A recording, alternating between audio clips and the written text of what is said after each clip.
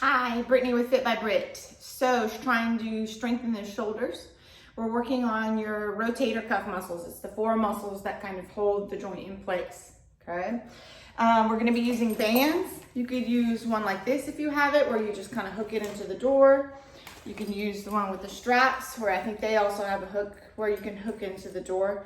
I'm gonna be using this thinner band because it's just really good for the exercise that I'm doing, but any of those could do.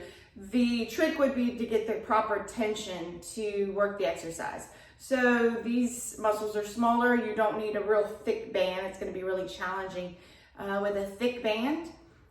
Some of these exercises might even be challenging with the resistance. So you could even probably start without the resistance a little bit. You may even lose resistance as you come back to the starting point to be able to accomplish the open motion all the way. Because I really want you to be able to open as much as you can. And I don't want the resistance to restrict you opening as much as you can, okay? All right, so I've just hooked it to my little post here. The first motion we're going to do is external rotation of the shoulder, okay? So facing sideways to my band or wherever I've hooked it up, comfortable stance, okay? Shoulders back, collarbones open, so we have good postures. Knees are soft, hips are back just a little bit, okay? So we're not standing straight up here, okay? Because that puts pressure into my back. So we're just trying to soften into kind of an athletic stance, okay? So now with my booty back a little bit and I pull my belly in, I have more work going on here than if I stood up straight and had the pressure in my back, okay?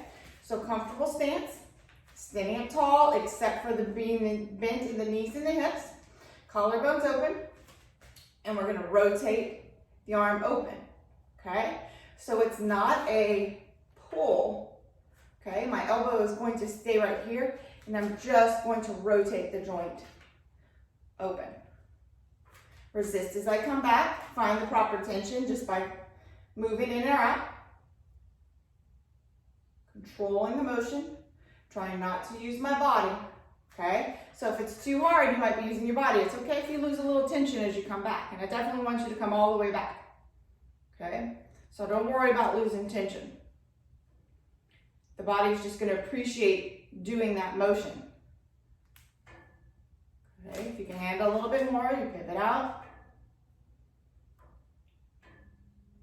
10 to 15, you might feel a little burning coming in around 10. Okay, so think about this. If we're actually rotating, then this is going back and this should kind of be coming forward. Not that I want you to jut it forward, but just holding it steady, slight pressure forward, because then I'm rotating this back. And then you'll just turn to the other side and do the other side, okay?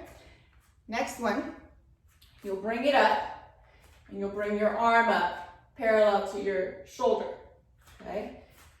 You're going to be holding it straight ahead, okay? And then you're just gonna pivot up. Okay, once again, we're rotating, so you don't need to pull back. You're going to try to keep this elbow right here and just rotate. This one's a little challenging. If you want to have something you can rest your arm on, you can absolutely do that. If you want to grab a chair and rest your elbow, or the bench, or anything you've got, a shelf, whatever you can figure out, okay? So we're just going to rotate the shoulder open. Okay, so working on the rotator cuff muscles that help externally rotate the shoulder. Okay. 10 to 15 on that side. Okay. Then we'll go to internal rotation. So we're going to just pivot into the body. We want to make sure we're not rounding that shoulder forward. We want to keep that shoulder right there and just come across our body. Okay, 10 to 15 on internal rotation.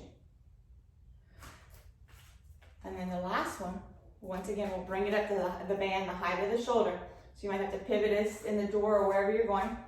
Once again, my elbow is straight out to the side of my shoulder, and I'm just going to pivot forward. So I'm not pushing, I'm rotating forward.